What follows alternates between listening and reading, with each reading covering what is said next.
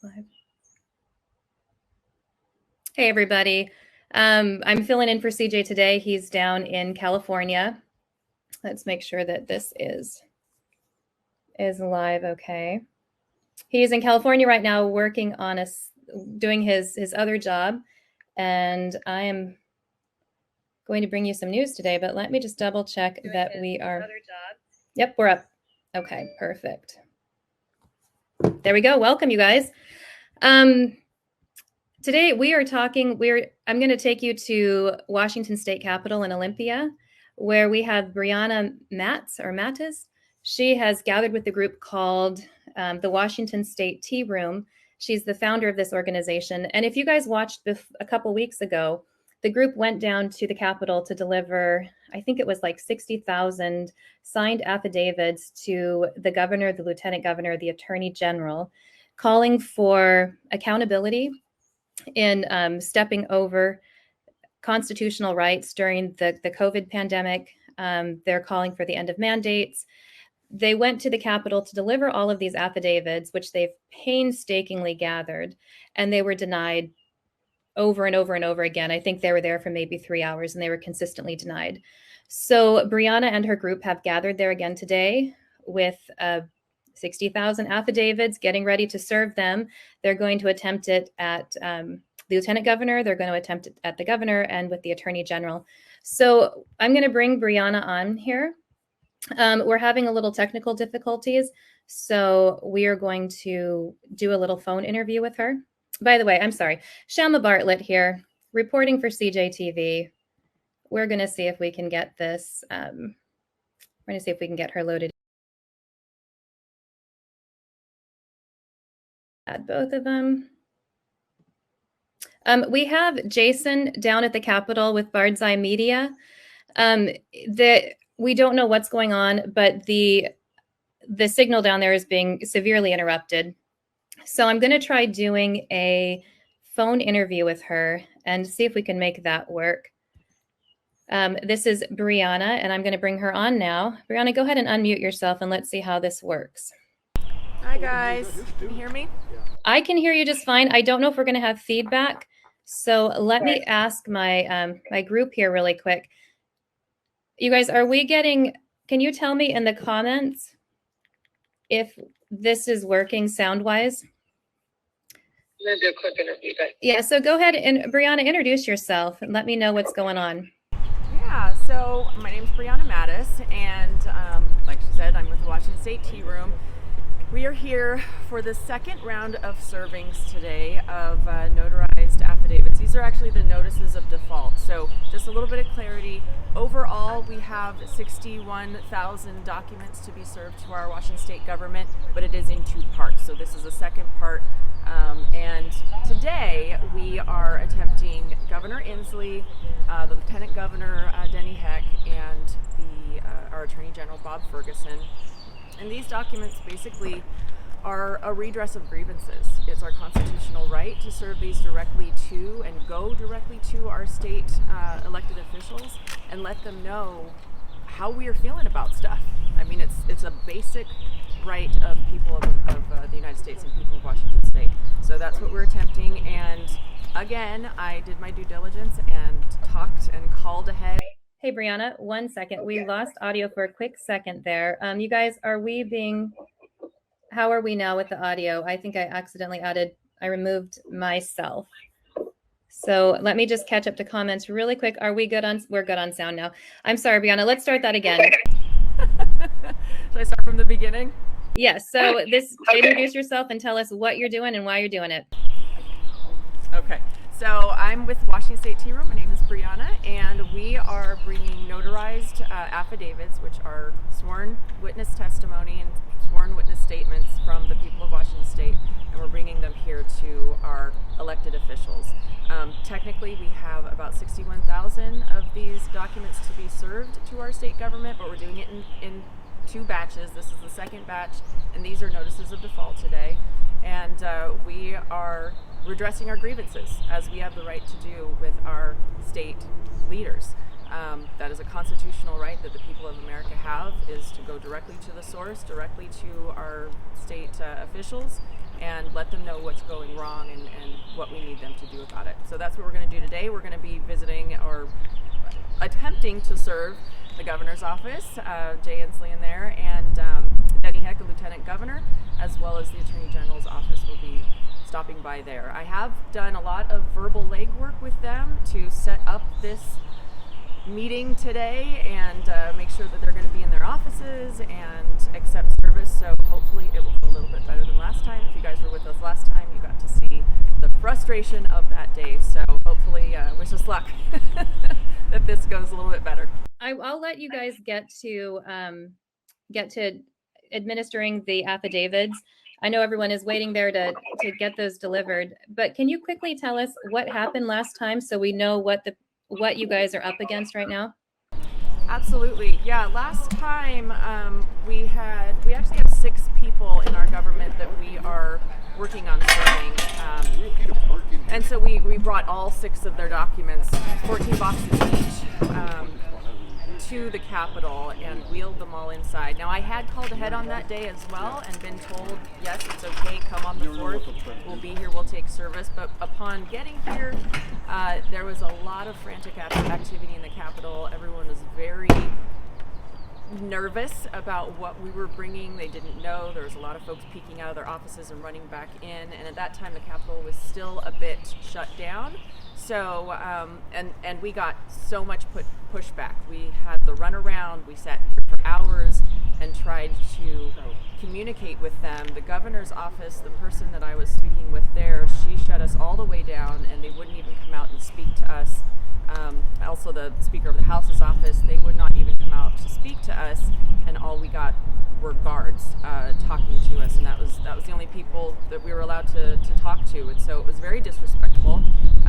We're just people of Washington State, and we're here serving documents from many people around Washington State, and they couldn't even give us the decency or the respect of just coming out to speaking to us face to face. So it was a frustrating and very eye-opening experience. So hopefully it's going to go a little bit better today. That's what, fingers crossed.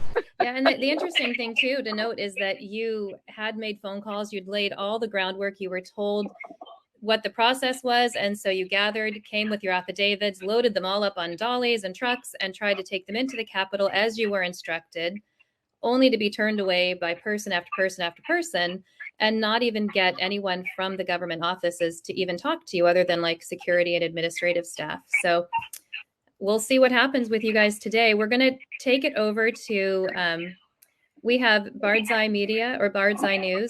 You can follow along with him on Rumble. We have Jason over there. Jason, I think it's Borian. How do you say his name? Brianna? I think that was right. He is there recording. Yes. Borian? He's saying yes. He is there recording for us live, or he's also broadcasting on Rumble, which you can grab that over there also. Yes. Tell us what you guys are actively doing right now. Well, right now we're just listening. Well, I'm sitting here listening to you in my earbud. We're having technical difficulties, so BardsEyeNews folks watching, I'm sorry I'm standing here silent. CJTV has the audio to this right now, but we're standing outside. We've got our boxes on our hand trucks and our dollies, and my team's we're gonna wheel them on into the Capitol building. We're gonna go see the Lieutenant Governor's office first. You asked Jason to turn the camera to show us you guys loading on the affidavits and showing us the amount of them. Yeah, Jason, are you getting all the boxes and everything? Yep. Right now we have Inslee's and Denny Heck, so each of them have 13 boxes. We just have Inslee's. We just have Inslee's? Yeah, we don't have enough. These are all Inslee's, yeah. We got to do 3 different servings. Okay, so we're going to Inslee first? Yes. Yep. All right, my team is telling me we only have enough dollies to do one at a time, so we got Inslee's out here first. So this is all Inslee stuff. That's a lot, so 3 dollies full. So we're going to head on into the governor's office and start there. Perfect. Right now his screen, BardsEye, the video is still showing the people talking in front of the building with the hat. I think it keeps freezing right there. But if you could just narrate for us as you're walking along. Byron, thank you so much for those super stickers. That is amazing. Thank you so much. That'll help get CJ back here doing what he does best, which is, in the field reporting. So Yeah, Empower You Online on YouTube is asking, why are we serving the government? Can you walk us through that as you guys are loading up and kind of give us a verbal play-by-play of what's happening? Yeah, we are. Where's the other $2? We're bringing in. Honey, is Alan doing it by himself out there? Oh, is he all alone? No one else is doing it. So we've got to get them into the building right now, and then get them on the elevator. And that is what we're doing. We're on the second floor, so we're coming on in here. We also are going Facebook Live, so that is working inside here right now. It's just the live streams that are not. Yeah, tell me your Facebook Live, where can we find that and I can pull that up? Yeah, so it's WA State Tea Room. Let's pull that up right now. Yeah, the thing that I'm going to pull up at least videos from last time to show the amount of paperwork these people are working with here. So like loading it up on dollies and hauling it in from one room to another room, from one building to the next room is not like an easy task. Okay, so it's WA Tea Room. WA State Tea Room. I'm in the elevator right now, so hopefully I don't get out. Okay, yeah, that's perfect. Let me pull that guy up here. Let's have a party.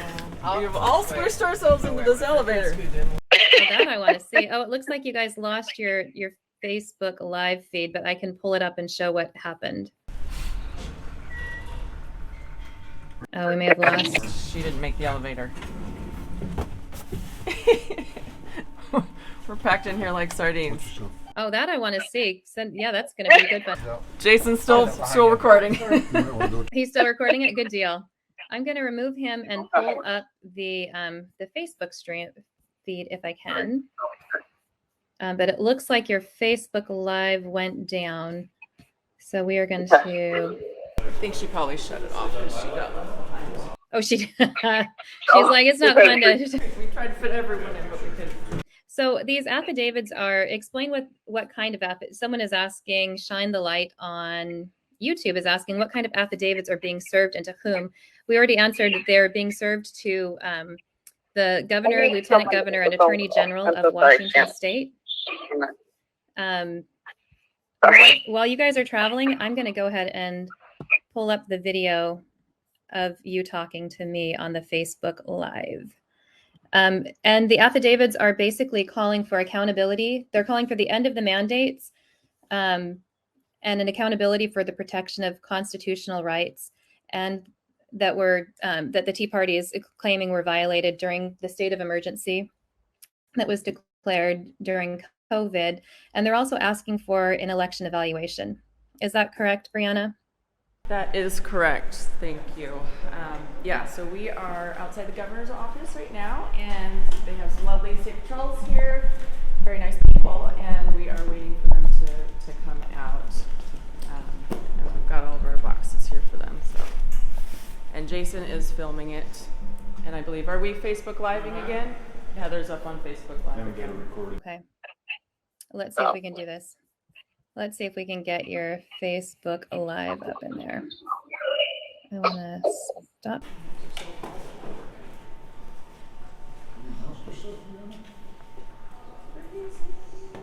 Now you guys this takes a lot of dedication. I'm going to go ahead and I'm going to have you mute yourself, and I'll let you know if something happens, let me know and come back on. In the meantime, I'm going to play your the Facebook live stream so people can see what's going on out there. All right. Hey guys.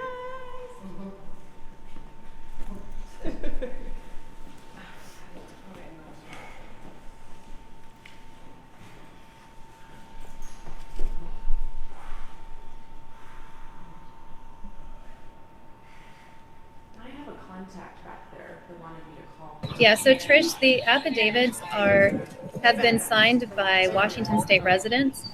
They are calling for, let me turn this down. Good morning. Good morning. Good morning. We'll just take the boxes from you. Yeah, we need sign for service and service. There we go. So the affidavits have been signed by Washington State residents, and and they're listing out the grievances or the constitutional rights that were violated during the state of emergency that was enacted during COVID. They're asking for accountability and basically to let the government officials know that their actions did not go unnoticed by their constituents. So there's two different affidavits that are being served today. That's one. And then the other is calling for an election evaluation. So they want, it's putting the officials on notice of default of duties is the official term that they're using in the affidavits.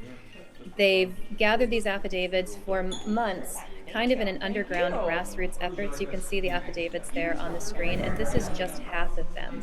They have about 60,000 pieces of paper that are being delivered to Washington State Capitol, to the government there. This is their second attempt to do this. What you're seeing on the screen right now is Brianna Mattes. I keep thinking I'm saying her name wrong, but Mattes, she is the founder of the Washington State Tea Room. It's an organization. Brianna, can you come back on again and just give us a quick definition of what your organization is about and why it was founded? If you're busy right now, that's fine too. She's in an elevator at the Capitol. We are actually just unloading the boxes from the dollies, and the state patrol here. They are going to help them get them into the office. But that was very cleanly compared to last time. We signed our serving documents, and they're going to take the boxes. So that's the play-by-play right now. Jason is recording, so you guys will get to see it. But yeah, so the whole point of the Washington State Tea Room, it was a play on words of the colloquialism, spilling the tea. Oh, okay, nice. So I want to spill the tea on our government, and when I came upon other teams in other states doing this last year around this time, can you go back? I was enthralled and completely interested in how people were doing it. So I just wanted to look into what our rights were, read the Constitution for the first time in my entire life, and realize that there were rights that I had no idea. I had no idea that we had the right to redress our grievances with our state officials. I didn't know we had the right.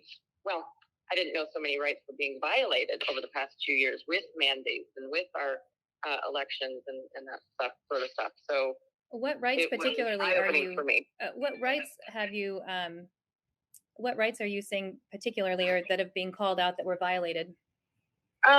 So when it comes to mandates and all things COVID, for instance, us being quarantined in our homes. Mm-hmm.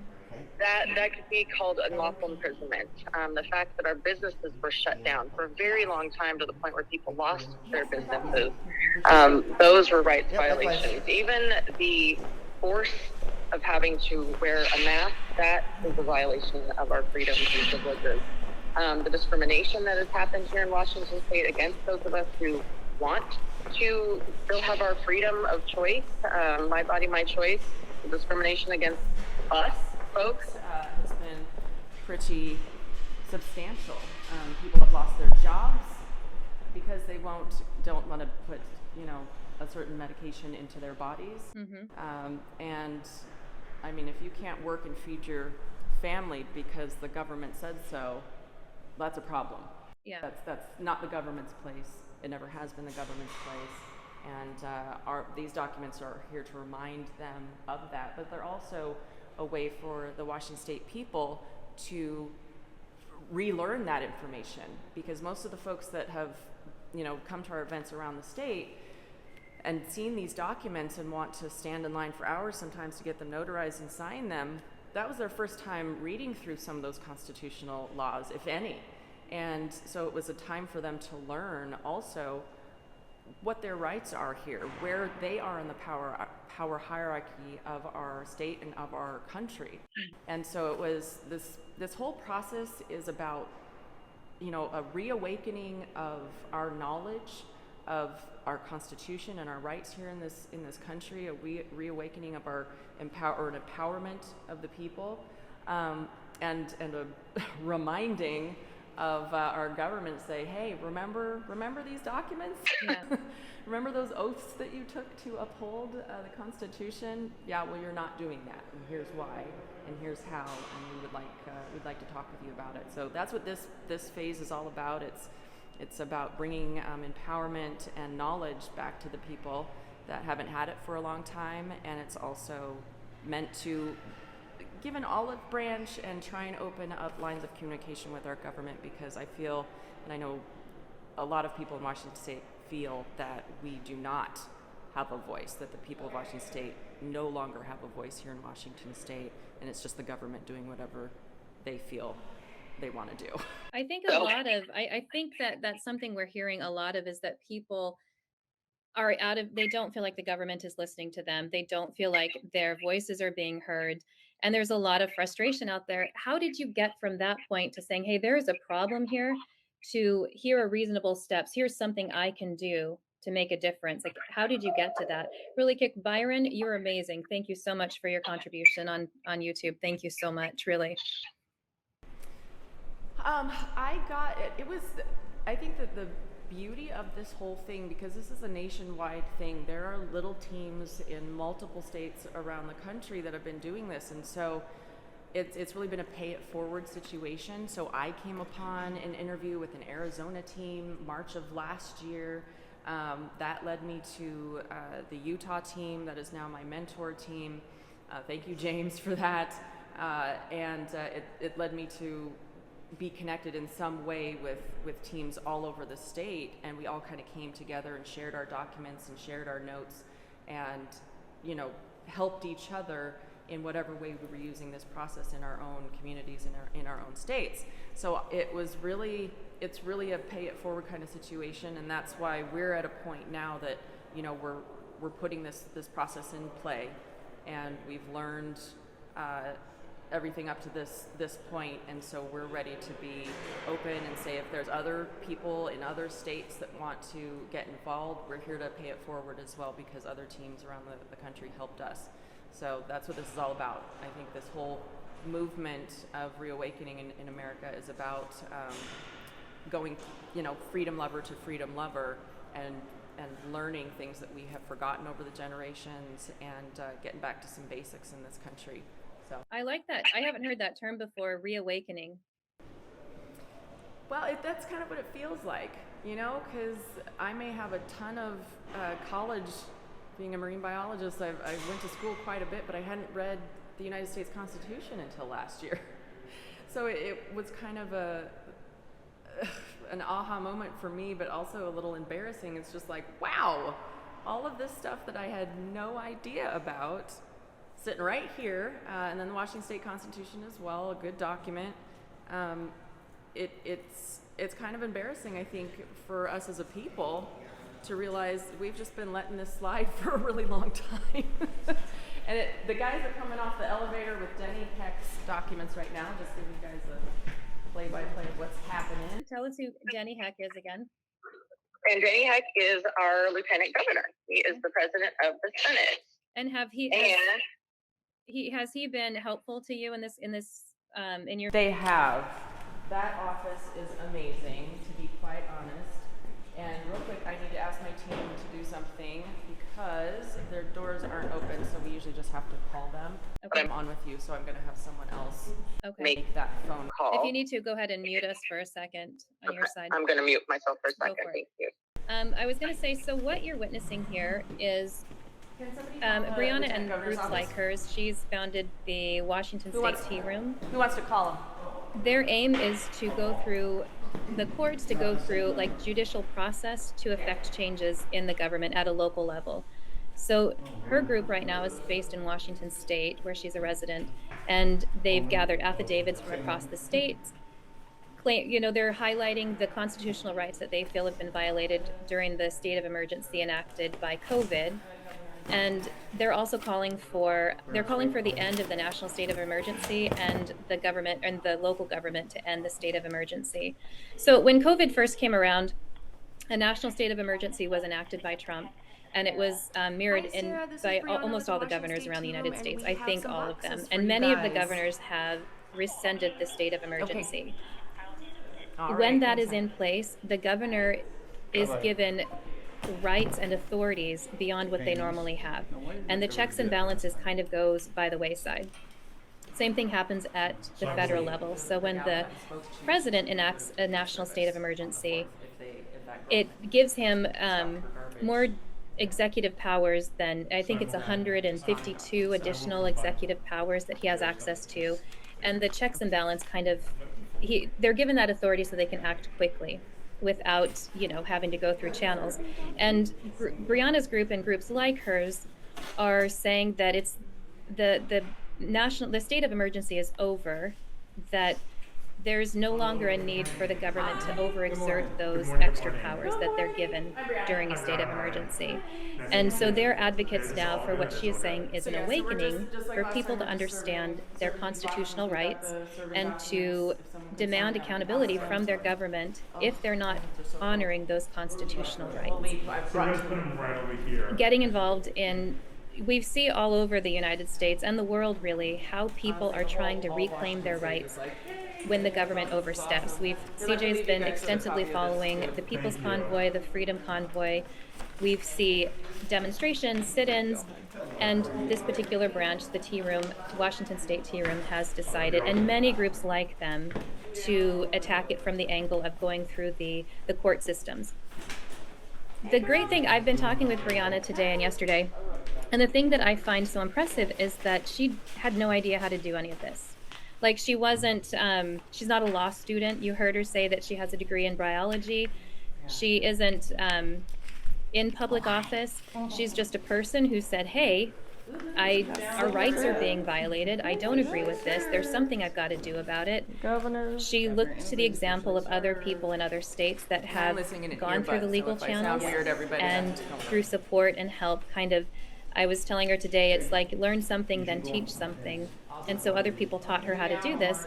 And as a result, she was able to found this organization, which is now holding 60,000 pieces of paper, letting the government know that they're there and that they're aware that their rights are not being honored. So I think the message from that is that you can be someone sitting at home in your living room going, hey, I'm frustrated too. I don't feel like my voice is being heard. Something's got to be done. And there are things you can do. I put the contact information here for the Washington State Tea Room. If you are welcome to contact them, and maybe they can give you information about what's going on in your state. But it doesn't have to be that. It can be anything. Like, you look to the examples of people around you. If nothing else, go to your local. Well, actually, I would say the first thing, like Brianna said, she had never read the Constitution and really didn't understand or know exactly what her rights were. And I think that if we're all going to raise our hands, I could probably guess that a lot of people are in that same boat. Like, we were taught about it, I don't know, when I was in high school we learned about it, but since then I can honestly say I've not read the Constitution beginning to end, and it's not like a huge long document, so I don't have any excuses for that. But start with that. Like, I would, that's where she started. I think that's a great example, to start with knowing what your rights are, and then deciding if you agree with how they're being handled right now, or if there's changes that need to be made. And if you say, hey, those changes need to be made, then let's see how to do it. Because there are people out there making changes in so many different ways. But what we're watching now is a group that's trying to go through the court system. But we're going to go to the. And to be honest, they have been met with a ton of resistance. Brianna even talked about being targeted, and there is another one here in town. Like, not just a passive resistance where they're like, we won't accept your affidavits, but a more aggressive resistance that they've gotten from the government, from media, from people in the area. And we can ask for more about that. So you guys, like and share. We have been in a shadow ban now for probably about 3 weeks. Honestly, when CJ started covering the convoy, the People's Convoy, so extensively, we were thrown into a shadow ban. It's really tough because we're not given a reason why. We're not given any recourse for it. We're just banned. Like, people aren't getting notifications when we go live. Our algorithm is thrown way down. So every time you guys share, like, anything like that, it helps us get back up. And sorry, I was just reading some comments here. when a national state of emergency is put into effect, some of the presidential powers that go into effect are the control of media. Like they can control commerce, they can control the flow of information, they can control businesses. It's how we were able to have mandates put in schools. Those powers are still in effect. The national state of emergency for COVID was supposed to expire back in, I think, March 3rd or March 13th. But Biden re-upped it and said he wanted to continue the state of emergency. And I think that goes for, it's going to be another year that we're in a state of emergency. And in that state, the executive branch has unparalleled power. And I think that's where Americans, like people that are in the convoy and so many other groups around the nation, are saying, hey, you know what? You can't justify, the government cannot continue to justify exerting that much unchecked power in our lives. And that's where organizations like the Washington State Tea Room come in, where they stay together and say, hey, you can't justify this any longer. Because at this point, according to what they're saying, at this point, it's no longer put into it's no longer enacted as a means of protection. It's enacted as a means of control. And their fight now is to take back the control that the Constitution guarantees us. I'm going to go ahead and read a couple of comments, unless Brianna. So what's happening right now is that Brianna. Hey, so I'm actually walking back to my car. That went really, really well, as it did the first time at the Lieutenant Governor's office. It's really nice people there. So we are heading over to the Department of Licensing office or the Attorney General's office, whichever you'd like to call it. It's the same building. And what will you be doing at the Attorney General's office? So we're going to be serving Bob Ferguson, our Attorney General, at that office. And if folks were watching last time, that was kind of hilarious because CJ was here and made some jokes about the bulletproof glass. Yeah, I thought it was funny the last time you were there, how there was like bulletproof glass, and they were like, you need to put your masks on. And CJ was like, I thought the bulletproof glass was enough, but okay. Like, I'll go ahead and do that for you. Yeah, I was like, all right. And again, I've been in, actually email conversations. So I've got the receipts. So a lot of emails have gone back and forth between me and the Attorney General's office to really hammer this down and figure out exactly what's going to work. Okay. And the U.S. Senate has voted on a resolution ending the federal COVID state of emergency that passed. I have some video clips pulled up, but sorry, I interrupted you there. What were you saying? Oh, no, it's okay. I wasn't sure it was me. No, I was just saying that let me get in my car here, that I've had many an email with the AG's department. We've gone back and forth quite a bit to figure out, just to make sure everyone's on the same page, make sure people are going to be here today that are willing to take service, the exact documents we're bringing and all of that. So it's literally been 2 weeks of back and forth emails with the Attorney General's office to get this down, because, if you watched the last time, we were told by the governor's office that we had to take the governor's documents to the AG's office along with Bob Ferguson. So that's what we did. And then the Attorney General's office refused to take service of any documents last time. What justification did they use for refusing to take service? You know what? There really wasn't any reason. And that was another thing. It's like no one would give us an actual reason. Well, the House Speaker said it was for security. Okay. And, okay, great. But yeah, no one could give us a reason. It was just, we're just not going to do it.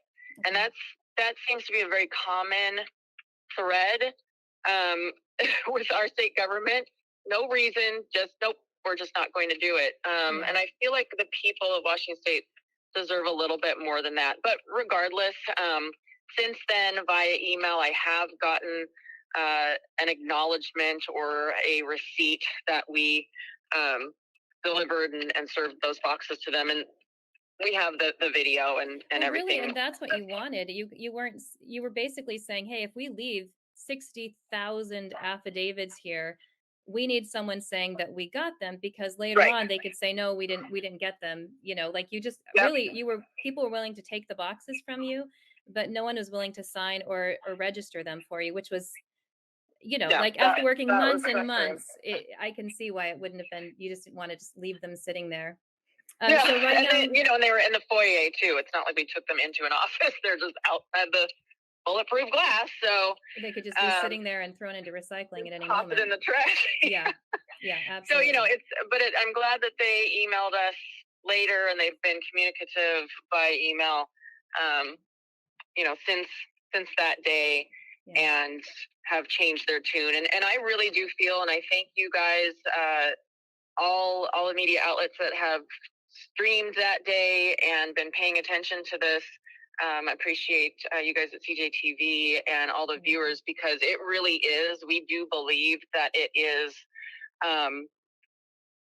the publicity of this that has gotten movement. So you feel that if there hadn't been any media coverage of it the last time you went, you wouldn't have gotten very far this time? Yeah, exactly. Like this has brought and made it aware. And I honestly think we've been talking about it because we were able to live stream, obviously, the last time at the Capitol, but we had the State Patrol was there in force today, which was different. Were there. I was going to ask you, I heard you say that they were there to help you unload things. Did you guys plan they were all there outside the governor's office. Wow, really? Yep. I'll be interested to see that footage. That's new. Yeah, I'll be interested to see that footage from, and that was because of you guys, like they were there waiting to interact with you guys? Well, they were there outside the governor's office, yeah. I thought they were just there for the day at the Capitol, but no, they were there. They were just strictly outside the governor's office to take the boxes. Interesting. So, very interesting. But also, live streaming has not gone very well around the Capitol building today. Yeah, I was going to say last time, you guys didn't even have, we've been trying to get the feed up and running out in the parking lot, and there's been zero service, which, we've seen that at the Capitol, the United States Capitol. We've seen it at government buildings. They have the ability to jam signals very easily. Exactly. Yeah, I'm going to pull up. So how long is the drive between where you're at and where you're going? I have a little video clip I was going to show. We just parked, and Jason, BardsEyeNews, he's getting out of the car. Okay, is he going to getting his camera set up. Hopefully the feed is a little bit better here. Let me pull him up. So we'll see. We're a few blocks away from the Capitol building. Okay. Where we're at. So maybe the feed will be better. I was going to say, if you want to follow BardsEyeNews, he is a photographer, live streamer. He does great work. You can follow him over on Rumble, which is where we're going to pull his stream up from. He's been wonderful helping out in the field. When CJ needs someone to hold a camera, he does a great job. He gets all the great shots. He's got wonderful equipment. So, he's definitely one to follow. If you're over on Rumble, you can pull him up. It's Bards. I'll pull it up for you. Okay. So it looks like Jason is up, but he's going to just record from here. So he's not going to stream? You can't stream today, Jason. Let me mute you guys for a second. Okay. In the meantime, I would be curious to hear your guys' thoughts. I know many states have repealed the state of emergency. Like the governor can choose to do that. I thought it was interesting, though, that recently the Senate voted to end the state of emergency, but Biden overturned it. What happens in that case is then the House has to vote, and they need a 2/3 majority. But when a state of emergency is put into effect, the president can override that. So let me say that again so it makes sense. During this state of emergency, if a president declares a national state of emergency, he has access to executive powers that he doesn't typically have. It throws the checks and balance out so that he can act quickly, to respond to an emergency. The national state of emergency for COVID was supposed to end in March, but Biden elected to extend it for another year. So right now it's in effect, I think, until March 13th, 2023. In order to pull back any of the executive powers that are being utilized during a state of emergency, the Senate or the House has to put a bill in for it. And if it's approved, then the president can either accept that or not. Biden did not accept Senate's vote to end the state of emergency. So the next step then is to have the House come together with the Senate, and they have to get the 2/3 majority vote. Even if they get the 2/3 majority vote, the president can still veto it while we're in a national state of emergency. So I didn't really understand all of that until recently. I do understand so much better why citizens who are aware in the United States are concerned that the national state of emergency has been pushed as far as it has. And then you take that down to a lesser level to the next level, which is the state governors who have declared a national state of emergency and have chosen not to repeal that. I'm going to pull up a news report here that just talks about the end of the state of emergencies here. And I would love to get your thoughts on it. What do you think what are the contributing factors that are keeping the state of emergency on a national and a state-by-state level? Ending the federal COVID state of emergency, that passed on a vote of 48 to 47. The national state of emergency was first signed in March of 2020. It was set to expire on Tuesday, but in February, President Biden extended the emergency indefinitely. Senator Mike Braun of Indiana spoke on the Senate floor about that today, and he voted in favor of the resolution ending the emergency. He says COVID is here to stay, and Americans need to adapt to live with it and get on with their lives. This state of emergency makes robust powers available to the president during a crisis. It includes forgiving student loans, imposing travel restrictions, capital investments in neighborhoods deemed to be disproportionately affected by COVID.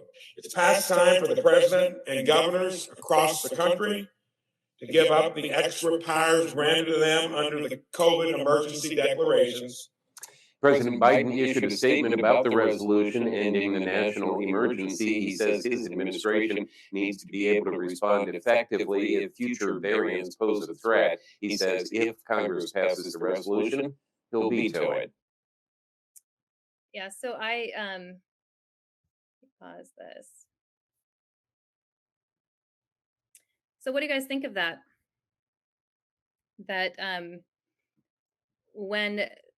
that the Senate voted to end the state of emergency, but the presidential office was able to veto that. So now the House has to vote on it, and they have to get that 2/3 majority. And if you heard what he said at the end of the report, that Biden has said that even if that 2/3 majority goes into effect, that he would veto it. So Jeff Taylor, I asked the question, what do you think is motivating the government to keep these state of emergencies in effect? And Jeff Taylor on Facebook says power is what keeps this going. And I would agree with that. I was doing a little research here. I'm going to pull up another clip for you guys, because there's another thing that happens when a state is like in Washington State, where they've decided not to end the state of emergency. Governors are given access to federal funds that they wouldn't have if the state of emergency had ended. And so people are wondering, is there a financial motivation beyond power, but is there a financial motivation that's keeping Governor Inslee and other governors of states that have not repealed the state of emergency, keeping it into effect? So I'm going to pull this up really quick for you.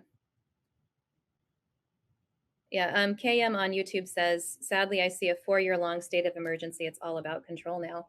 Hey, guys, how many of you have kids that are still wearing masks at school? Because that's something that's controlled at, it can be a local or a federal level. So the federal mandates have changed so that it can be monitored at a local level. But I'm just wondering how many school districts are still requiring masks for their kids. I'm going to pull something up really quick for you. Actually, I was researching different groups that are fighting against the national state of emergency or pushing to have it revoked. And I found this was pretty, hold on, I know the volume is loud, emergency.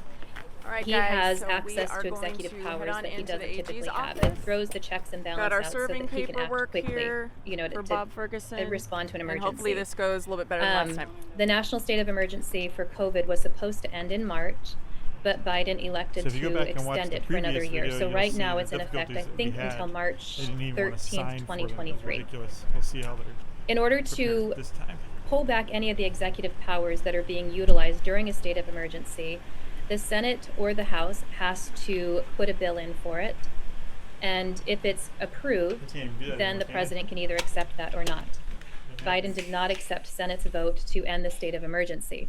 So the next step then is to have the House come together with the Senate, and they have to get the 2/3 majority vote. Even if they get the 2/3 majority vote, the president can still veto it while we're in a national state of emergency. So I didn't really understand all of that until recently. I do understand so much better why citizens who are aware in the United States are concerned that the national state of emergency has been pushed as far as it has. And then you take that down to a lesser level to the next level, which is the state governors who have declared a national state of emergency and have chosen not to repeal that. I'm going to pull up a news report here that just talks about the end of the state of emergencies here. And I would love to get your thoughts on it. What do you think what are the contributing factors that are keeping the state of emergency on a national and a state-by-state level? Ending a federal COVID state of emergency that passed on a vote of 48 to 47. The national state of emergency was first signed in March of 2020. It was set to expire on Tuesday, but in February, President Biden extended the emergency indefinitely. Senator Mike Braun of Indiana spoke on the Senate floor about that today, and he voted in favor of the resolution ending the emergency. He says COVID is here to stay, and Americans need to adapt to live with it and get on with their lives. This state of emergency makes robust powers available to the president during a crisis. It includes forgiving student loans, imposing travel restrictions, capital investments in neighborhoods deemed to be disproportionately affected by COVID. It's past time for the president and governors across the country to give up the extra powers granted to them under the COVID emergency declarations. President Biden issued a statement about the resolution ending the national emergency. He says his administration needs to be able to respond effectively if future variants pose a threat. He says if Congress passes the resolution, he'll veto it. The bulletproof glass today. Yeah, so I pause this. Well, they don't have that same room. So what do you guys think of that? Well, That it's optional for public. That the Senate voted to end the state of emergency, but the presidential office was able to veto that. So now the House has to vote on it, and they have to get that 2/3 majority. And if you heard what he said at the end of the report, that Biden has said that even if that 2/3 majority goes into effect, that he would veto it. Your copy, your signed copy, but so Jeff Taylor, I asked the question, what do you think is motivating the government to keep these state of emergencies in effect? And Jeff Taylor on Facebook says power is what keeps this going. And I would agree with that. I was doing a little research here. I'm going to pull up another clip for you guys. Because there's another thing that happens when a state is like in Washington State, where they've decided not to end the state of emergency. Governors are given access to federal funds that they wouldn't have if the state of emergency had ended.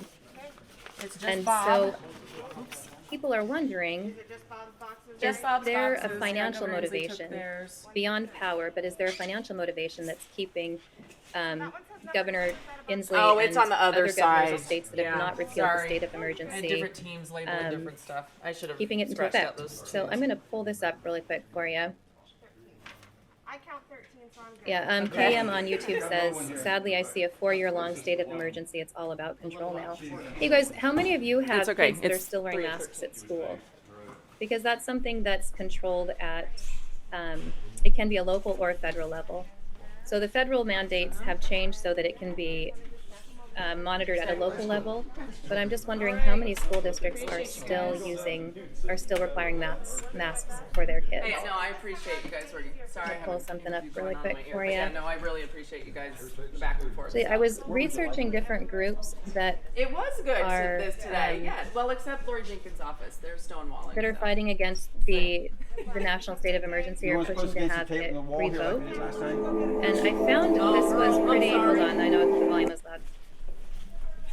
So There's a group that. Yes, ma'am. We that was actually a really pain-free situation. We gave them our serving documents, and they time-stamped our copy and gave them back to us, and we're able to leave our documents now, and they'll get them up into the office. But yeah, it's kind of funny because it was the same gal. Oh, really? But now, after all of this conversation, everything's okay, and we can do this pain-free today. So This was the same person who last time was kind of giving you some attitude. yeah. Yeah, last time she went, there was a person who we don't need to name names or whatever, but she was definitely had some feelings about them being there. So that was interesting. Actually, I thought you were really funny because Brianna at one point said, "So are you giving the attitude here? What's happening?" And she was like, "Oh, no. I'm just I'm just trying to find a solution for you." Was it that lady? Yeah, it was so that was, I mean, I'm glad that she... Yeah, that's great that she was... That everything's cleared up, and again, I feel like it really is because of you guys, and your viewers, and people on the other live streams that have helped facilitate the pressure needed to get our government a little bit more comfortable with getting these documents and just realize they don't have the right to say no and give us the runaround and send us over here and no go over there. And it was a nightmare last time. Unfortunately, it's funny to watch these offices now be so comfortable and everything goes so well, but we still have the holdouts. The Speaker of the House, Lori Jenkins, I mean, the disrespect from that office, and I'll say Tony Ivey, like, you're a pill. You really, really are a pill. And the fact that you have, you repeatedly let me know that the Speaker of the House of Washington State, of the House of Representatives of Washington State, that she actually does not care, doesn't feel responsible for, isn't interested in hearing from or dealing with the people of Washington State, that she only is interested in or concerned about the people of her district. Shame on you. You should not be the Speaker of the House then. If that's really how you feel, Lori Jenkins, you should not be the Speaker of the House. Just stay in your district and stay in your house in Tacoma and deal with that. But regardless, you are the Speaker of the House, and it is time for you to shape up. If the governor can take these boxes and take service of these boxes, you aren't higher than him, honey. You really aren't. So that's all I have to say about that. And then our senators are a whole other ball of wax, because they spend the majority of their time in Washington, D.C., and we have to figure out how to get a hold of them. And they're being kind of a pill as well, but that's federal, so that's a different realm, right? Brianna, let me ask you this. I was talking to the audience about how many people are feeling frustrated and feeling like their voices aren't being heard. Realistic, like, I was telling them, you are not a politician. You aren't someone who's been active. You're not active in local government or hadn't been. Did you say you have a degree in marine biology? Yeah, so my first love was marine biology, and I absolutely have no legal background. Absolutely none. No politics. I'm not even interested in politics. Even though CJ told me, well, you're in it now. You're in it now. So if someone is sitting at home feeling like you felt, what would be realistic? Like, they're sitting on their couch right now going, yeah, that is really wrong. I don't think that we should have a local state of emergency or a national state of emergency. What do they do to be active, to be proactive? What would you say would be first steps? Yeah, I think, and for BardsEyeNews guys, I was just asked what first steps would be if you're sitting at home watching this and trying to figure out like what you can do, because you feel the same ways that we are. So the answer to that would be, I would first read the Constitution, get through it a couple of times if you can, find your favorite parts, highlight some stuff, get your state constitution, read that as well, and get empowered by that and learn what your rights actually are. And then you are more than welcome if you want to take the affidavits and use them in your own community, because people are using them in other ways other than just their government. For instance, Utah, that team uses them towards school boards and towards private businesses that have fired employees for not getting the vaccine, and different aspects of needing to redress your grievances and having the right to do so. So find an affidavit that you like, or you can take ours and modify it. We're going to be making them completely public. Yeah, so what she means by that really quick is there are to work within the legal system, you have to do it within a format. And what she's saying is that the Washington State Tea Room is willing to share the legal documentation that they have, and you can fill in the information that fits your needs. But they've done the research, they've worked with other people, so they have it all laid out in legalese, everything ready, an affidavit ready to be served to whoever you want to serve it to, and they're willing to share those basically PDF files with you so that you can start a movement wherever you are. Am I saying that right?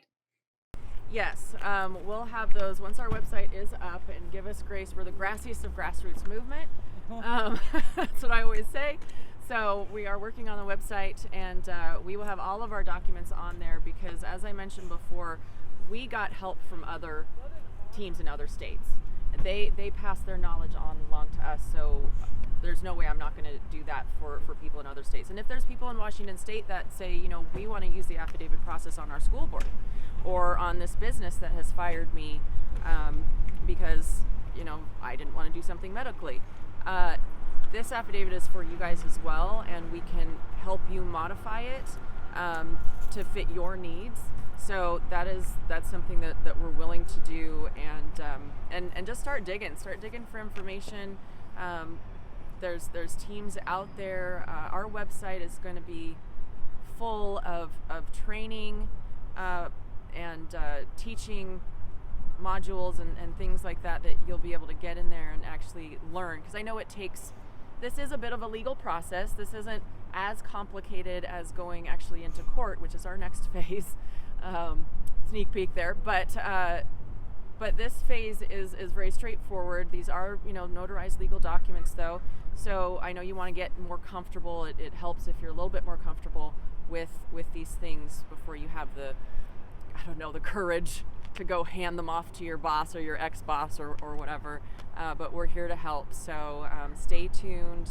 And this is a redress of grievances from the past 2 years. A lot of people are saying like, oh, well, he dropped the mandate and he dropped the mask and everything. And I'm like, well, he did this last time. He dropped everything last time around this time of the year last year. So he's definitely, and articles have come out recently making it very clear that they're going to slap these things back on us probably come September or something. So, they're letting us know, keeping that fear alive and saying, oh, these variants, and oh, look at this, and maybe it's not such a good idea to drop the mask so soon. Like, I've seen those articles popping up since our governor dropped the mask mandate. So nothing is finished, and we need to redress the grievances and the things that have happened over the past 2 years, but we also need to stop them dead in their tracks and just let them know, you're not going to violate our rights any longer. You're not going to do this again. You can't do this again. You are trampling on our constitutional rights, which is a crime. And so that's what we're doing. And so I urge people, don't get comfortable right now.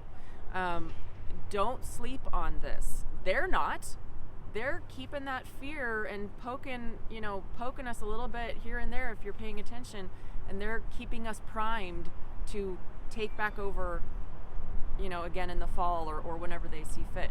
So get yourself geared up for that fight. Get yourself ready to not comply if you're here in Washington State, speaking up to you guys, and get yourself prepared with your employers as well, and with your schools. Let's work on some affidavits for your school boards, and have your kids deliver them to them. We've got a great video from, I think the folks in Virginia had their children deliver their affidavits to the school board one day and videotaped it. It was beautiful. That is. So what you're saying is that I think that I think you said this before, and I thought it was really profound. You said it's like the relationship we're in with our government right now is like an abusive relationship where your spouse hits you and they're like, "Oh, I'm sorry. Let me take you out to dinner," but you know the hitting is coming again. And what I hear you saying is that people may be getting into a state of a false sense of security, like, well, the mandates have been lifted in my state. Things are calming down. But what you're saying is that come September, we're going to see these powers being put, we're going to see those kind of the state of emergency powers being pushed again the way they were. Well, that's the thing is, Inslee has made very clear that he's kept his state of emergency powers. So that should tell every single one of us here in Washington State that he's making sure he has the finger on that trigger. And he's letting us know. I don't even think he's trying to hide this from us. So if you're not paying attention to what he's telling you, come on now. You got to wake up, because he's letting us know, like, don't worry, I still have the reins. I'm still holding the wheel of this ship, and I will pull this car over if I need to.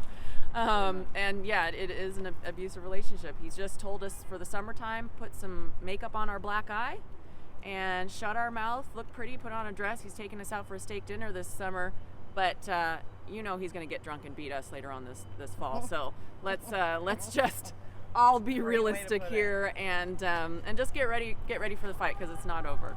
And we do need to take our power back and make sure our government understands their place. I think that's the biggest thing, and the misconception that our government has been teaching us for generations is that they are higher than us. They don't practice what they preach. They don't do what they tell us to do, and they overreach so much and so far beyond their actual legal control in our states, and it's just got to stop. But it starts with the people. It starts with us doing something. They're never going to relinquish their power.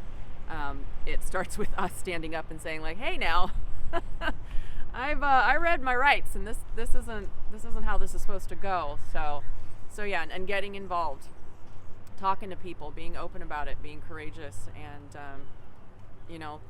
be brave, do something.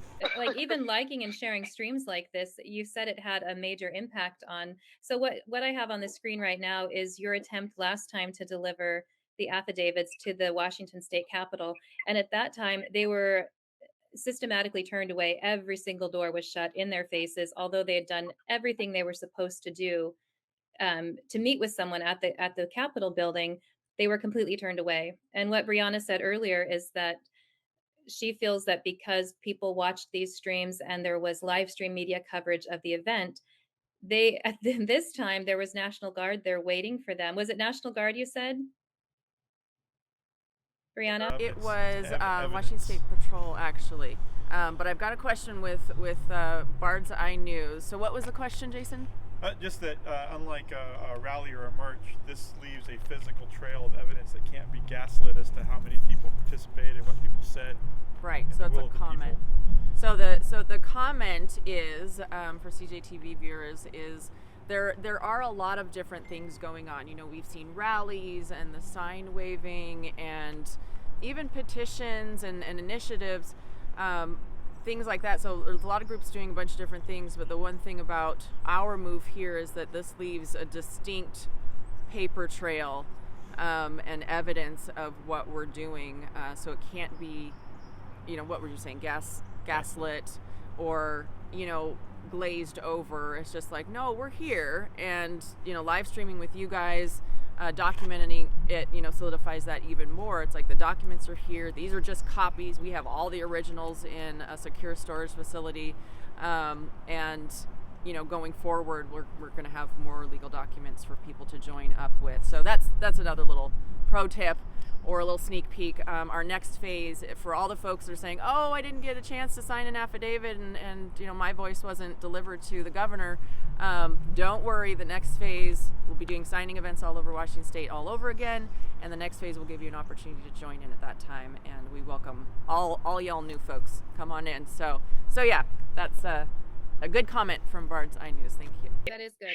Yeah. And I don't know if you guys heard the very beginning part of that, but the BardsEyeNews audience is saying, or I think Jason was saying that what Brianna is doing is distinctive because there's a legal paper trail. So, I mean, all of it, I mean, even people that are standing on freeway overpasses supporting the convoy or whatever it is that you're doing is wonderful. But this particular thing she's doing is rather monumental. It's groundbreaking because they're working within the legal system and making a paper trail, a mark, so that the voices in Washington state are heard. And there's no way they can say they weren't heard.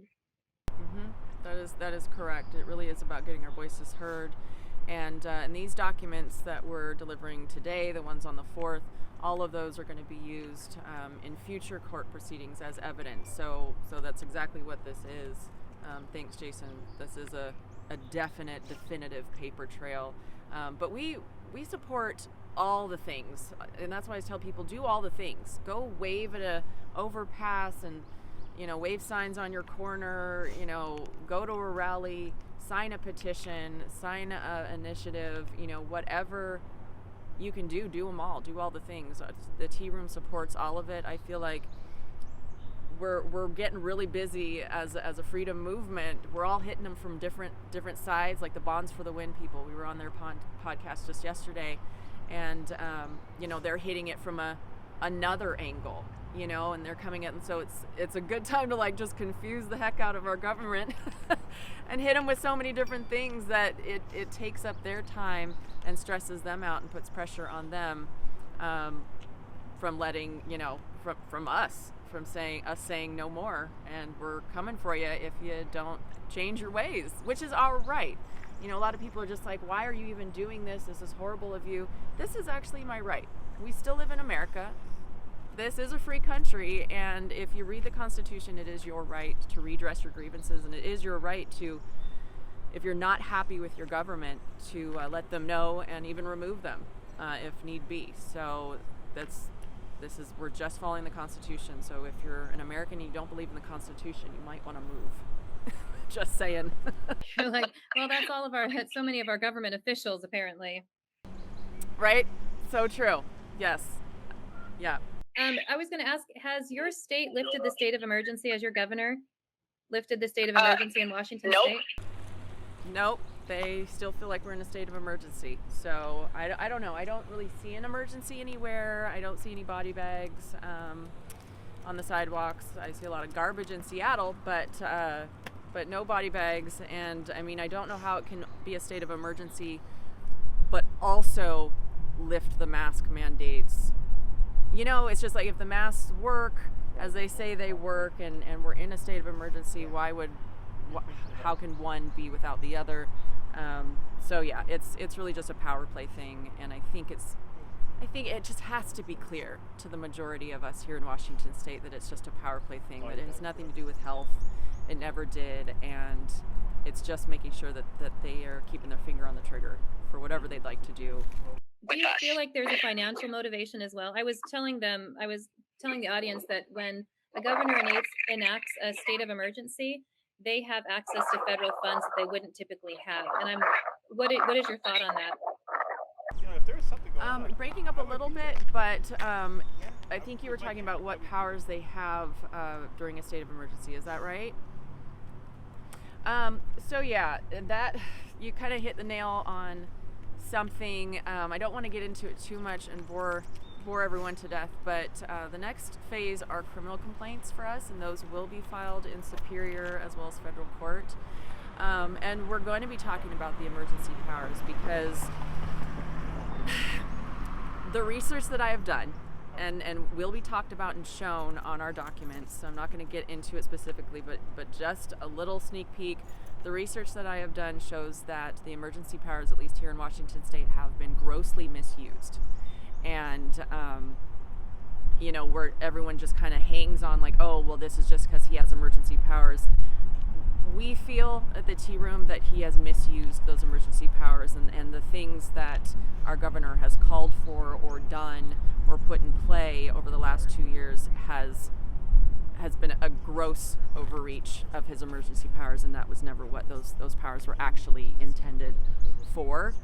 So that's a whole other ball of wax. But yeah, I mean, as far as what emergency powers, what the government is trying to have us believe, it's saying, well, when the governor has emergency powers, he can shut down whatever he needs to shut down, close whatever he needs to close, enact a mandate for this or that, force government employees plus to get a medical procedure.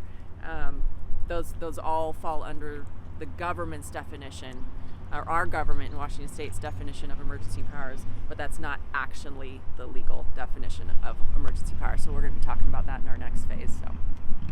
So you do have a next, there are next phases coming then? Yeah, we have two other phases.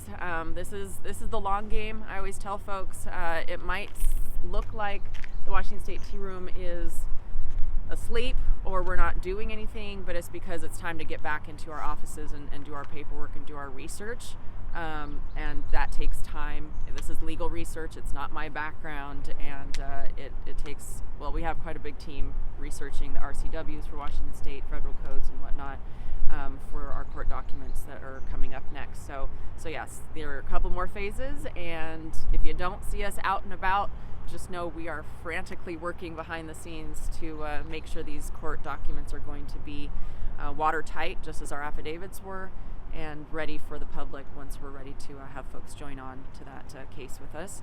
And yeah, it's exciting, but it's a lot of work. So I always, what's that whole saying with when you see a duck sitting on the water and it's all calm on the top of the water, but his little legs are going really, really hard under the water? That's the Washington State Tea Room for sure. Yeah. Well, I put on the screen again here, Brianna. There it is. I put on the screen again your contact information, and like Brianna said, if you are in a state that, or if you're in a position where you feel like your constitutional rights are being violated, or you want to petition the government through legal terms or through legal channels, you can go to their website's under construction, but you can contact them and they will share their affidavits, the outline and the format, and then you just put your information in there and you put in, the specifics to your particular grievance. And I mean, that's, you guys, that cuts out a lot of the footwork. I'm sure trying to start from scratch would be way too hard, but sharing that information is such a jump ahead for anyone who wants to go through legal channels. So thank you, Brianna, for being willing to share that with people. No, absolutely. Sharing is caring. And go team. Same thing. This is all teamwork. We were on a national team, I feel like. So let's all work together here. So thanks, guys. Someone just tuned in and they said those getting served are, reiterate for us, who is being served, who's named in the complaints officially in Washington State? So the folks named in the complaints officially actually is everyone, but we have names that are in bold type. So at the top of our document, you're going to see our Governor Jay Inslee's name, and then below him, we're going to list out the different heads of our government. So we've got our Lieutenant Governor Denny Heck, who's also the President of the Senate. Below his name, we do mention in brackets and all members of the Senate. Then next up we have our House Speaker, or Speaker of the House of Representatives here in Washington State, which is Lori Jenkins. But below her name, we also mention and all members of the House of Representatives. And beyond that, we reach out, or we name our U.S. Senators. We've got our U.S. Senator Patty Murray, and then our junior U.S. Senator Maria Cantwell. So all of them are named in bold type. Everyone in bold type, everyone whose name is actually on the documents, are the folks that we have been attempting to serve. So far, we have served, at least on video, our Governor Inslee, Lieutenant Governor Denny Heck, Lori Jenkins, the House Speaker, and Bob Ferguson, our Attorney General. The senators have been extremely difficult to get in touch with, but they don't want to talk to you? More of a communication with our junior senator's office, Maria Cantwell. So we're going to see how that goes. They're just refusing service, but we're allowed to drop off the boxes. So we'll see about that. But yeah, and then today, the second batch of documents, we were able to very pain-free serve our Governor, Jay Inslee, Denny Heck, our Lieutenant Governor, and Bob Ferguson, our Attorney General today. Jenkins, as I mentioned before, she's being a real problem. She's a pill. Well, I was going to say, Shine the Light over on YouTube wrote up the names for us, but something else that you obviously can do is tweet your government official. You can contact your senators via email, phone, letter writing. All of that counts. You know, all of it does something. It says, hey, we're not going to be silent any longer if you feel like you want your voice to be heard. Yep, absolutely. And we've had many calls to action. If you follow us on Facebook, we're putting out calls to action all the time. We're actually going to put out a call to action with an email template for the folks of Washington State. After today, it'll either be up tomorrow or this weekend, but the call to action is going to be, now it is your turn, Washingtonians, to get in touch with your district reps, especially if they're a conservative rep, or call all of them. We'll have an email for them, but they are technically named on these documents. So it's your turn to get in touch with them, call them, email them, and say, hey, what do you think about those documents? If you haven't seen them, go get yourself one and take a gander, because we want to hear from you on where your stance is on what we're talking to you about on those documents, and we would like your support, and it's time for you to stand up. So this really is a team effort. It's a Washington State team effort, because we're doing this all for you guys, and we're going to need your help. They need to hear from you. They need to know that, come on down to Olympia or call the AG's office. They've got all the documents in there. Tell them to send over copies to you so that the reps can see them and get back to you with their answer to your email or your phone call. Very nice. Have them be accountable too. Well, Brianna, thank you so much for so today, just to recap it all, you were able to deliver all your documents just as they promised? Yes. Yeah, today went really great. I think anyone who on my team was like, that was so much better today. So well done. Good job. Good job. I mean, I'm sure that you were anticipating not such a nice reception after what happened last time, but. Well, yeah, I wasn't sure, but we did a lot of phone calls. So did they sign for him and give you an official receipt of? Well. Yep, and we will all of our. That's the one thing, we're going to be very transparent. We're just waiting for that website platform, because that's going to be the easiest place to put up all of our documents, put up all of our emails between, the AG's office and us. We want everyone to see it. We want, you guys, the world even, to be involved in this process with us. Nothing is hidden. This is for everyone. And so yeah, we'll have all of the serving documents that were signed today. We'll have those up just to make sure everyone knows, no secrets here. And there they are. I'm showing them on the screen again. That is a lot of documents, man. That's a lot going on there. All right, Brianna, thank you so much for joining us today. Yeah, thank you guys for having us, and sorry about the technical difficulties. I know Jason with BardsEyeNews, he's going to cut and paste and do his magic on the video that he has been taking today and recording, and then get that over to you guys at CJTV, and we'll all take a look together. I mean, I can't wait to see you guys all shoved in that elevator together. Yeah, I know. That was a tight elevator. They do not have big elevators in the Capitol building, so we all got very close for the moment. You're doing good work, Brianna. Thank you again for keeping us in the loop, and for being a good example of just getting involved. And, whatever your political thinkings are, whatever your political leanings are, it's our job as Americans to not take for granted the fact that we have the freedom to raise our voices for our beliefs. And that's a freedom that we have to fight, that every American should fight for, because without that, we don't have democracy. So exercise your voices, people. All right, Brianna, I'm going to let you go, and I'll let you get back to it. I'm going to share a couple of videos here with them. And again, we'll post from BardsEye Media or BardsEyeNews the clips from inside the building where we didn't have any service. So we appreciate Jason and his willingness to share that with us. Yes. All right. Bye, guys. Thank you. Thank you. And I'm going to end that. Man, I'm really close on the screen right here. It's bizarre. I'm going to pull up here. What she's talking about is, go back, I'll do a quick little recap here. the Washington State Tea Room and other organizations like them, including the Freedom Convoy, the People's Convoy, the California State Coalition to End Mandates, they're all across the United States. They're all calling for the end of the state of emergency and additional protections put in place so that it can't be reinstituted. Brianna said that right now there's an opportunity to get lulled into a false sense of security, because we are, a lot of us are not having to wear masks anymore. I was looking over here at some of the comments at, I asked how many kids are forced to wear masks still. And Brooke Dean says that she refused to make anyone tell my kids to wear masks. You pulled yours. So that's a pretty big step, to pull your kids out and do homeschool. This is a charter school. So my kids, Massachusetts, apparently, my kids don't have to wear masks any longer. But what is so interesting is that my 6th grader entered junior high, or ended elementary school with mask mandates, and she continuously she has her mask with her all the time, And I asked her, I'm like, why are you bringing your mask? We don't have to wear them anymore.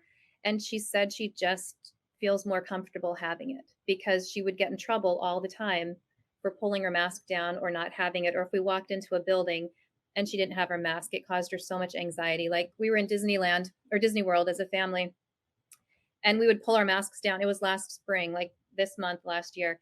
And we would pull our masks down really quick to take photos, and it freaked her out. She was like, Mom, we're going to get in trouble. They're going to kick us out. It was like such a big deal. And it just hit me the other day when I was talking to someone at the People's Convoy that it really does affect their psyche.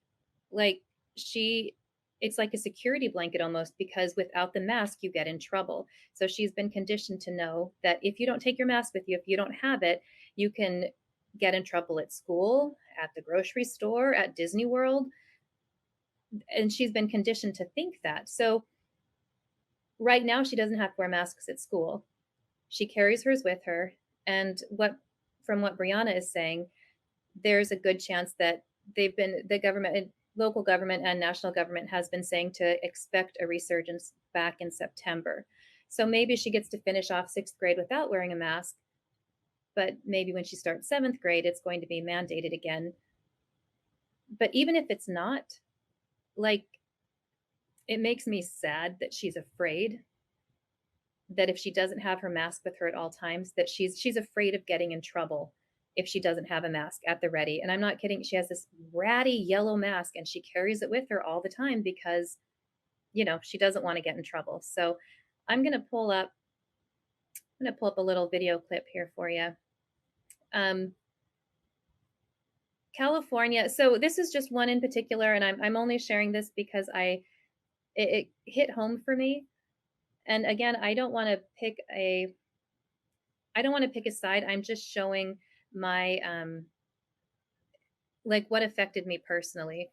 So I'm going to share this with you, a little bit of it anyway. This is put out by a group in California. It's called We the People Coalition, and they're demanding. This was put out a couple months ago, and they're demanding their government to end mandates. So let me pull this in here real quick.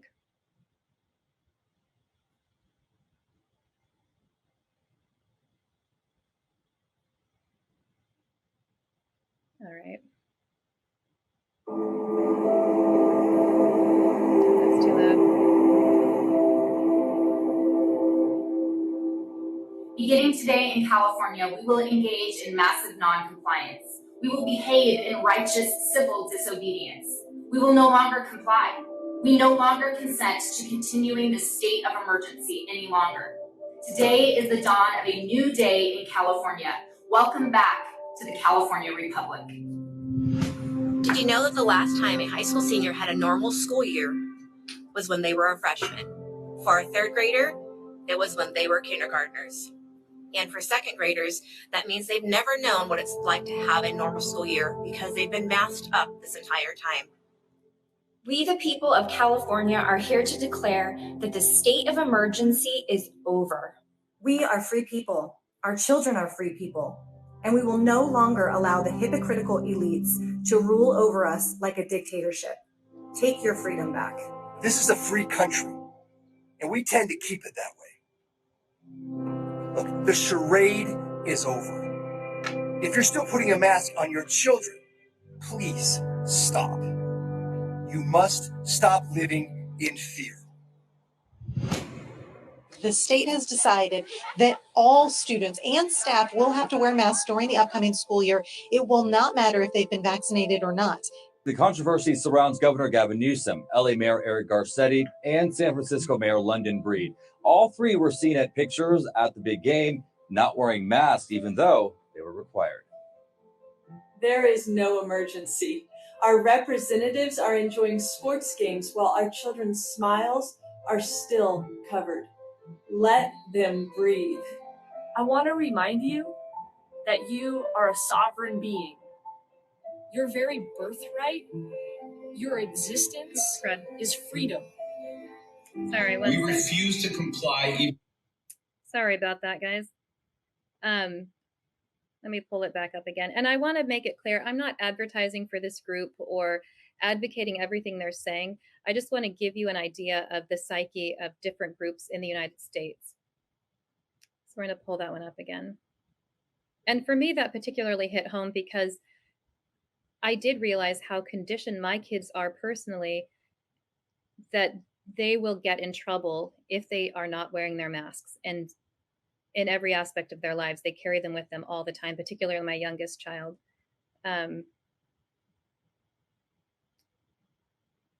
Let's pull that up again.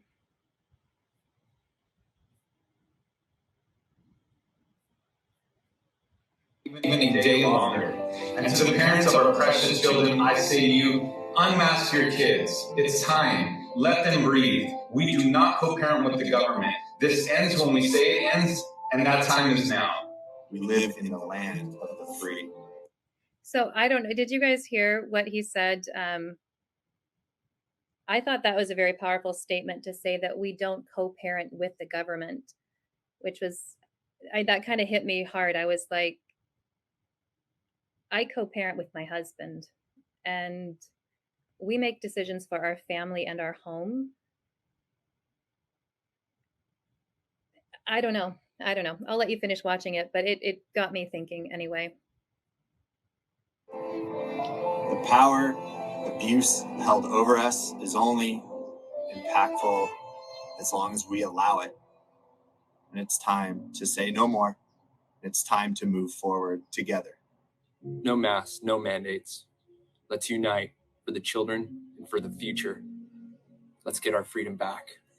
The right to breathe freely is an inalienable right. The government does not have a right to restrict your breathing, to tell you when you're allowed to go outside, or to coerce you to be injected with chemicals that have permanent injury or death as a possible side effect. Reclaim your sovereignty, stop complying, and be free.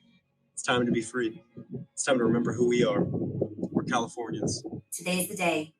It's over. Together we rise and take back what is ours. We, the free people of America, have decided the state of emergency is over. And I believe as a youth, we can come together, stand strong, stand firm, and come out of it stronger than before. We, the people of California, have declared an end to this emergency. The state of emergency is over. 698 days of a unilaterally held state of emergency ends today. We, the people of California, have enacted our irrevocable rights to personal sovereignty. Be free, my friends. Be free. I'm just going to go through this really quick. Stop the mask mandates. The emergency is over. End the state of emergency and end this madness. Inalienable rights are just that. Inalienable. They cannot be surrendered. They cannot be taken. And they cannot be given. So therefore, we're just free. Free to live. Free to breathe. No more rules for thee and not me. Stop surrendering our rights. Stop complying. And just be. All right, I'm going to leave that there. So this is what we're finding across the United States is different campaigns like this to end the state of emergency. And I mean, I think it goes beyond, if you talk to anybody, it goes far beyond the mask mandates. I mean, that's the most visible part of it. The overreaching message is that the government is too involved in our rights and in limiting what we have the rights to do. I have a bunch of my family lives in Washington State, and I have a particular girlfriend there who's very politically involved, and she was keeping me updated on how out of control it got. Like, they had phone numbers and campaigns to like tattle on your neighbors, to, if when they put the mandates in effect to not have gatherings of more than like 10 people, there were actual commercials put on asking people to report your neighbors, your friends, anyone having a gathering of more than 10 people, to report businesses that were not complying. To ask they would ask kids at school questions about, you know, what they did for their birthday. It was just a really bizarre, it seemed like it was out of, I was like, there's no way that's real. Like, that sounds like something in a book, you know, something in a movie. But when I looked into it, it sure was true. It was really, yeah, it was kind of crazy that it went that far. And that's what people are fighting against, is having those civil liberties kind of pushed upon. I saw a comment over here I wanted to look at.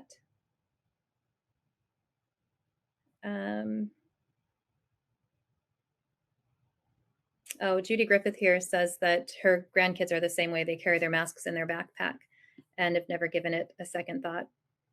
Yeah, I remember the first time. Do you guys remember the first time that you went to the store and people were masked up? Like, my husband and I went to Walmart back when the pandemic was first starting. And I remember we were in the parking lot and people were lined up to go in the store. I remember we had to have like the spacers and everyone was wearing masks. And I was like, that, it feels like we're living in another country or something. It just did not feel, I don't know, it was such a bizarre feeling. And now I went to Arizona last year around this time, and you didn't have to wear masks inside. And the whole time I felt like I was getting away with something, like I was, you know, breaking the rules. Like, I felt like I was going to get in trouble all of a sudden. Like, I was like, oh my gosh, people aren't wearing masks. That's crazy. But do you guys remember the first time you went out and people were in masks? And it was, I mean, it was just like emerging. We all were quarantined, and then we all kind of emerged into the new reality that, I don't know, it was interesting to see how readily we all accepted that. I mean, it made sense at the time, obviously. You know, I personally thought it made sense that we do what we can to stop, you know, to flatten the curve. But we're like 2 years later, and that's just the new normal, which is, I never expected that. My husband predicted it. He was like, I think that this is going to be the new normal. And I was like, you've lost your mind. People are not going to wear masks this long. It sucks. It's awful. So here we are. He was right. I'm going to pull up one more little thing here. Oh, yeah. So I'm reading in some of the comments here. Judy Griffith says, it is like the Twilight Zone. Yeah, I agree with that. I'm going to pull up one more little thing here. If you guys remember, the national state of emergency was supposed to end in February. And instead, it was, let's add this. It was supposed to end in February, but Biden extended the national state of emergency. It said indefinitely, but really he has it extended for one more year. The Senate voted to end the state of emergency. Biden overruled that, and now it goes to the House, and the House has to get these bangs, man. I don't know what's happening today, but the House has to now get a 2/3 majority in order to overrule the executive power to maintain the state of emergency. The thing is, while the state of emergency is going on, the president can veto that. So, president institutes state of emergency. If he has, once to institute the state of emergency, he has to give like kind of a dissertation on which powers he wants to use and why. He has to justify it. So obviously when Trump enacted it, 2 years ago, it was justifiable by all of these conditions. All these different conditions were met. So the executive office was given, I think, access to like 152 different powers that he wouldn't normally have. Fast forward 2 years, and the mandate was supposed to end, or the state of emergency was supposed to end, but the president decided to continue the state of emergency, keeping all of those different powers within his possession. Some of the things is like to control commerce. I don't know if you guys remember, but back when COVID started, they were able to commandeer, like they were able to stop trade and commerce coming in and out of the ports, stop travel. But the president also has the opportunity to commandeer private businesses and utilize them for whatever we need. I remember there were different manufacturing companies that halted production of their products and started making medical supplies like tubing and needles and things like that to help with the effort. And if they had chosen not to do that, it was within presidential power to like commandeer them and tell them that they would have to do that. That's the level of power that the executive office gets when a state of emergency is declared. So the state of emergency has been in effect. The executive office has like an unparalleled amount of power in that state. And the Senate voted, I'll pull this up actually. Senate just voted recently to end the state of emergency. However, during a state of emergency, the president can override the Senate's vote. So let me pull that up for you so you can hear it again. It's just, I mean, the more I learn about the government systems, it just is so backwards. I can see why people have to work so hard to make a difference and what an uphill battle it is, because it's not really designed to make sense. I don't know. Let's look at this. U.S. Senate has voted on a resolution ending the federal COVID state of emergency. That passed on a vote of 48 to 47. The national state of emergency was first signed in March of 2020. It was set to expire on Tuesday, but in February, President Biden extended the emergency indefinitely. Senator Mike Braun of Indiana spoke on the Senate floor about that today. He voted in favor of the resolution ending the emergency. He says COVID is here to stay and Americans need to adapt to live with it and get on with their lives. So do you guys think, what are your thoughts on that? That's what several of the senators have been saying, that if several of the senators that voted, and it was a majority vote to end the state of emergency at a federal level, are saying that COVID is not going anywhere. So at what point do we say this is an emergency or this is just life and we need to figure out how to manage life like that? Cindy Riker says she believes it'll be for years to come. Every time the infection takes off, it's coming again. That's what they're predicting. But I think it's the same thing with any cyclical virus like the flu, or they all kind of come around again. Jeff Taylor says, so as the flu, haven't got a shot since I remember, haven't needed one, haven't gotten the flu. So it's personal choice. Let me pull this up. This state of emergency makes robust powers available to the president during a crisis. So let me ask you guys, are we in a state of crisis right now? Because that's the point of enacting a state of emergency, is so the president has extra powers during a crisis. Forgiving student loans, imposing travel restrictions, capital investments in neighborhoods deemed to be disproportionately affected by COVID. It's past time for the president and governors across the country to give up the extra powers granted to them under the COVID emergency declarations. President Biden issued a statement about the resolution ending the national emergency. He says his administration. Okay, so let's see what this says here. So his response to overturning the Senate's action to the Senate. What am I trying to say? The Senate's bill to overturn the state of emergency. These are the things that he cited. He cited that they need to more effectively be able to respond to the virus and facilitating the delivery of health care at a time when our health system has been under tremendous and prolonged stressors. He said that it's critical that they continue to respond to Omicron variant and be prepared to respond to future variants.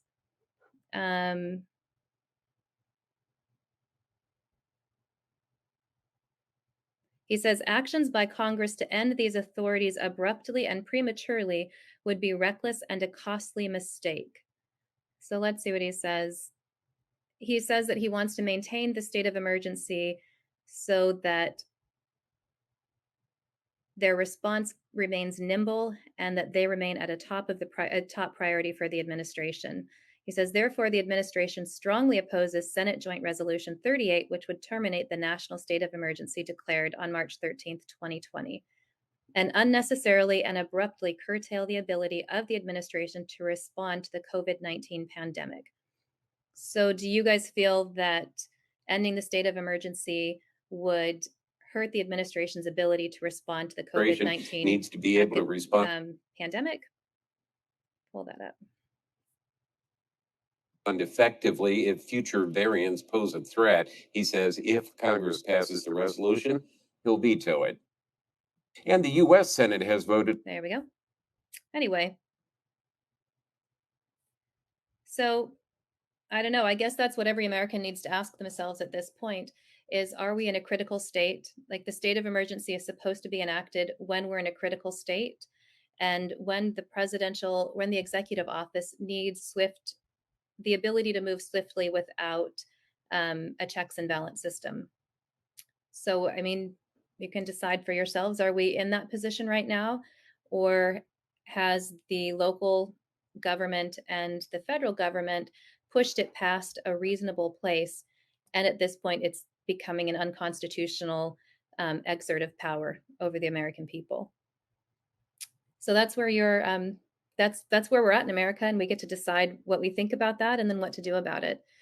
And again, we talked today with Brianna from the Washington State Tea Room, who felt that constitutional rights were being violated by an excess of government power. And she decided to form an organization, and they partnered with other organizations around the nation and figured out how to go through legal channels to affect change. And that's what they were doing today in Washington State Capitol. They brought 60,000 signed affidavits from Washington State residents to the governor, the lieutenant governor, and the attorney general, stating that they wanted an end to Washington State of emergency. And then a second affidavit they delivered said that they wanted an independent election evaluation. So there's legal channels, there's people doing convoys, there are people emailing, texting, tweeting their government officials, there are people doing sit-ins and demonstrations. Whatever it is, just, be active. Whatever your belief is, whatever your political agenda or motivation, just don't ever forget to exercise your right to speak up. Like that is inalienable. It's your given right as an American. So don't waste it. Just don't waste it, whatever it is. And I think that's all I have for you. I'm going to look at Jeff Taylor said here. Power, like I said earlier, the moment the majority realizes we do not need such a nanny state, we're in some. And since 2016, that's not the comment I was looking at.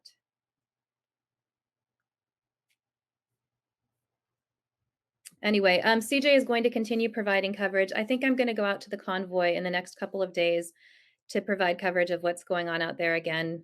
He's currently in California, working his day job. So thank you so much for the contributions. The stars, all of that stuff, it really does help.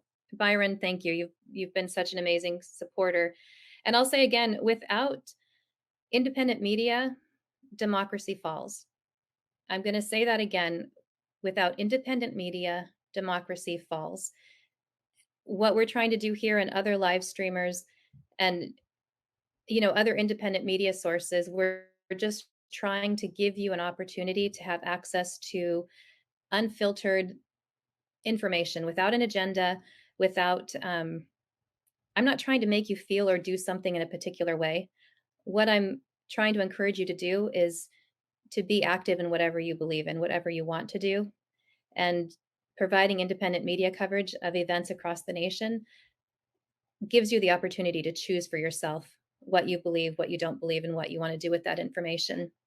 So we're going to continue trying to bring you as much media we can do, as much independent media as we can do, but the contributions are definitely important because it does take time and money.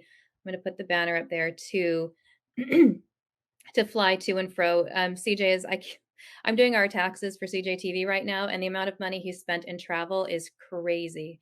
Airplane tickets left and right, car rental, hotel stays, it just adds up so quickly.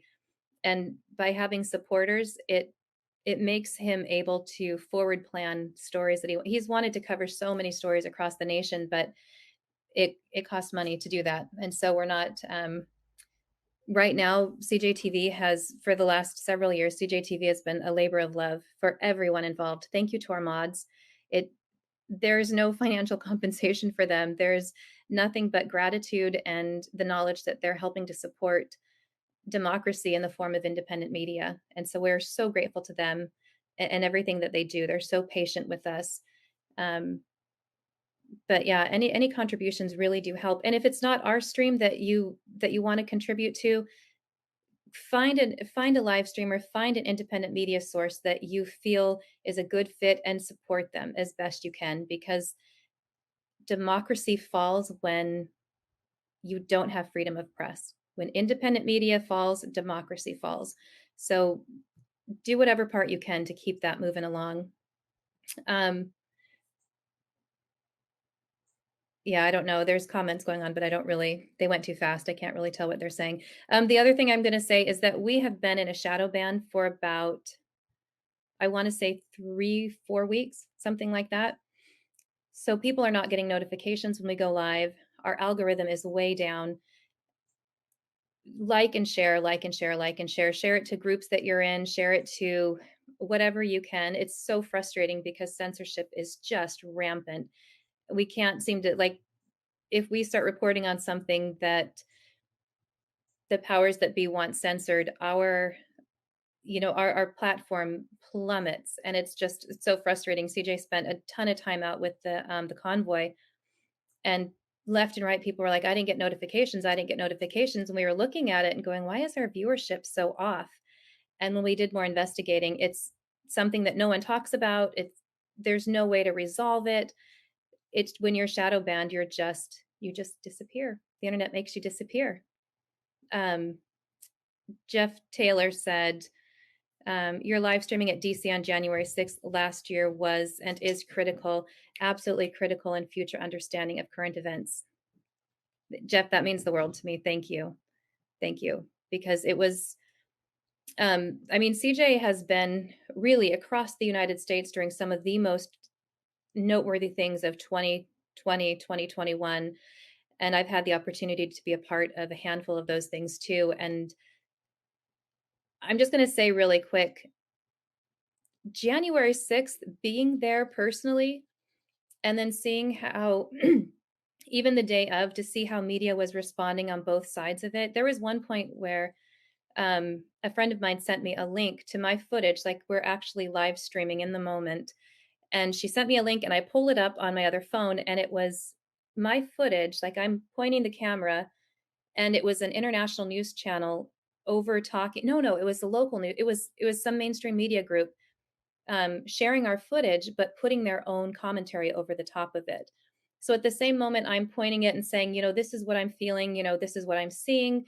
I don't know if I would call this a riot. I don't know what you choose, you decide what this is, you define this. And I'm showing the my surroundings at the exact same time that footage was being broadcast. And it was being called, like, they were putting terms on it like riot, insurrection, all of these other terms. And like they determined what it was rather than showing you what was happening and letting you determine what it was. And then after the fact, it's been a year since then, a year plus, seeing how people have changed the narrative and moved things around. It's been the most eye-opening experience for me, because I was there, I saw, I felt, I heard, I know what I experienced. And I've talked to so many people that talk at me and tell me what it was. And I always kind of wonder, should I say, actually, I know that that's what you've heard, but talk to someone who's been there, because it felt that